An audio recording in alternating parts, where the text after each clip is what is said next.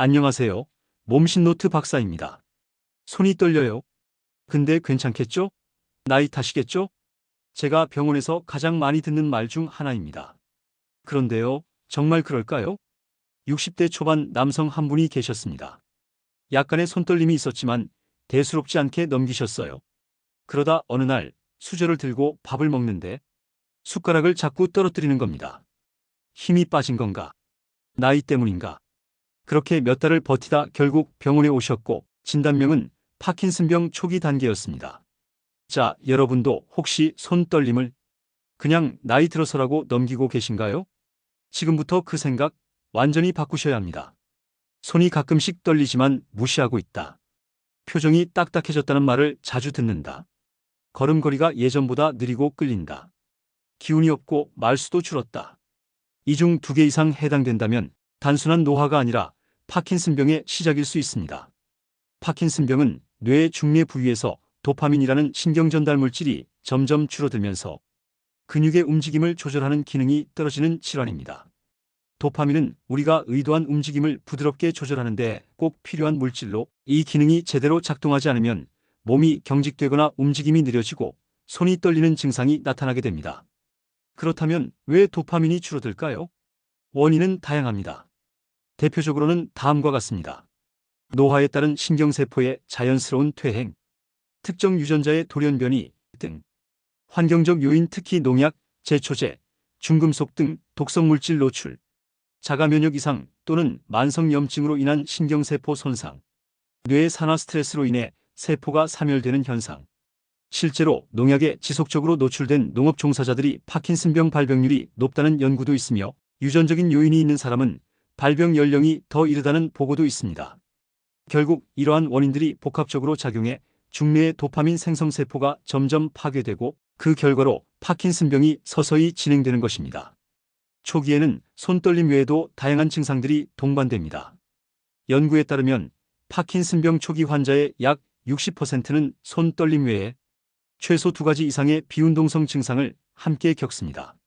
얼굴 표정이 굳고 무표정해진다. 전체 환자의 약 70%에서 나타나는 대표 증상. 말이 느려지고 작아진다. 환자의 65%가 겪는 언어 변화. 자세가 구부정해진다. 60대 이상 환자의 50% 이상에서 관찰됨. 걸음걸이가 짧아지고 끌린다. 약 80%의 환자에서 진행 초기부터 발견. 팔 흔들림이 줄어든다. 50% 이상에서 보행 시 비대칭 움직임. 글씨가 작고 삐뚤하게 변한다. 미세서체 MICR-OGR-APHIA로 불리며 초기 진단에 중요한 단서. 냄새를 잘 못 맡는다. 후각 감소 90%의 환자에서 5에서 10년 전부터 나타남. 만성 변비가 있다. 80% 이상의 환자에서 발병 전부터 지속되는 증상. 수면 중 팔이나 다리를 갑자기 움직이는 행동을 한다. 렘수면 행동장애 50% 이상의 환자에게서 초기부터 동반됨. 이처럼 신체 움직임 외의 비운동 증상들도 조기 발견에 중요한 역할을 합니다. 특히 후각 저하, 변비, 수면장애는 파킨슨병 전조 3대 증상으로 분류되며 이 중 2가지 이상이 동반될 경우 반드시 신경과 전문의 진단을 받아야 합니다. 파킨슨병은 MRI나 CT로 바로 확인되지 않습니다. 주로 신경학적 검사와 반응 테스트, 병력 청취를 통해 진단합니다.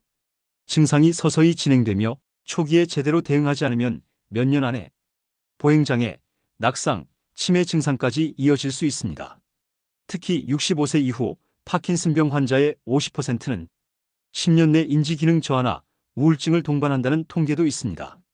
김모 씨는 몇 년 전부터 약한 손떨림과 변비 증상이 있었지만 단순한 소화 문제로 생각하고 방치했습니다.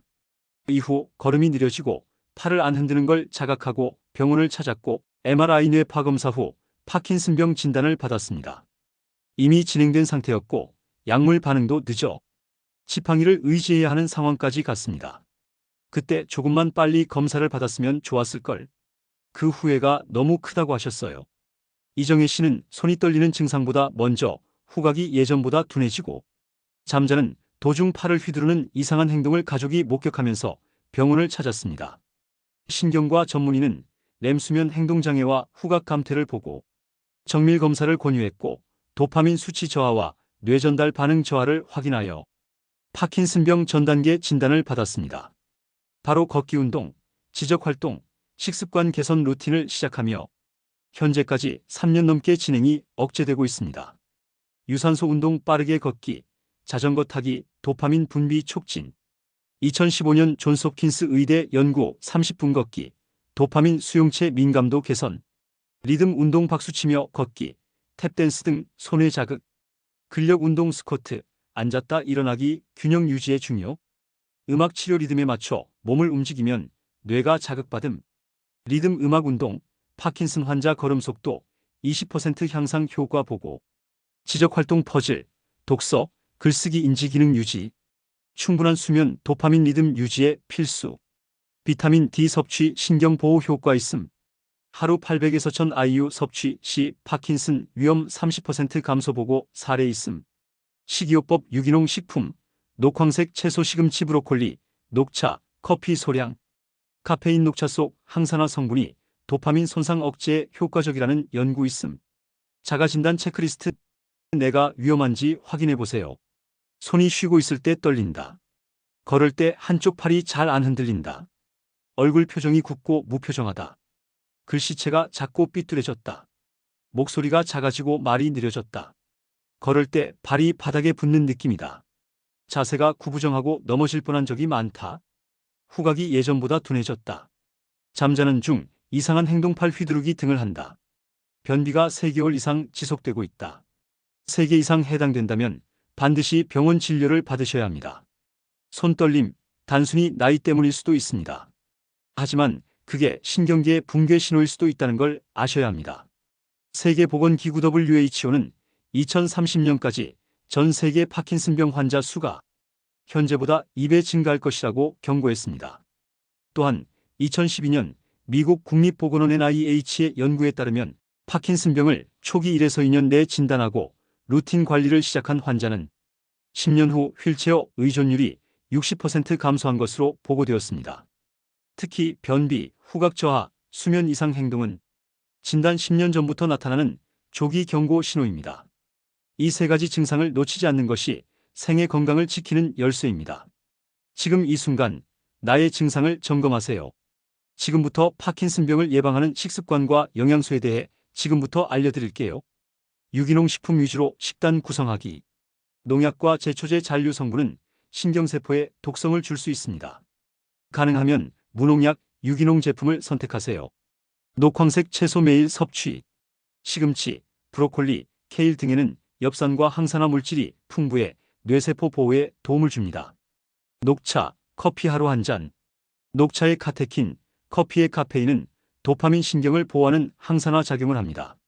하루 한두 잔이 적당합니다. 비타민 B군 강화. 비타민 B6, B12는 뇌세포의 대사 과정에 중요한 역할을 하며 부족 시 파킨슨병 위험이 증가할 수 있습니다. 항산화 영양소 섭취. 비타민 C, 비타민 E, 코엔자임 Q10 등은 신경세포의 산화 스트레스를 줄이는 데 도움이 됩니다. 마그네슘과 오메가3 지방산 보충. 마그네슘은 신경 흥분 억제에 도움을 주며 오메가3는 뇌염증 완화 및 인지기능 유지에 효과적입니다. 설탕, 가공식품 줄이기. 인슐린 저항성 및 만성염증 유발로 신경 건강을 해칠 수 있습니다. 당분 섭취는 반드시 줄이세요. 파킨슨병은 약만으로 예방되지 않습니다. 매일의 식습관과 생활 루틴이 뇌를 지키는 진짜 해법입니다. 몸신 노트와 함께 건강을 지키는 습관, 지금 시작하세요. 감사합니다.